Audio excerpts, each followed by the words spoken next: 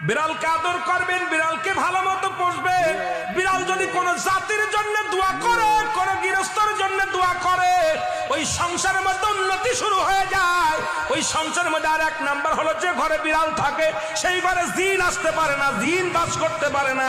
আর একটা ঘোষণা শুনে নেন, নবীজি বলে গেছেন, যে ঘরের মধ্যে বিড়াল ছানা বাস করে ওই ঘরের মধ্যে জিন জাতি প্রবেশ করতে পারে না। তাহলে ছোট ছোট মাসুম বাচ্চাগুলো যে ঘরের মধ্যে থাকে, মুসলমান অনেক সময় জিনের আশ্রয় পড়ে যায়, অনেক সময় জিনে আসর করে, ওই ঘরের মধ্যে জিনে আসর করে।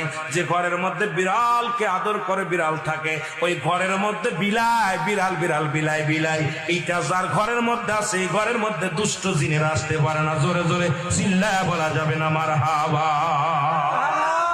একবার নবী সুলাইমান আলাইহিস সালাম শুনতে পাইলেন পাশের বাড়িতে একটা কুকুরকে কষ্ট দিয়ে বিষ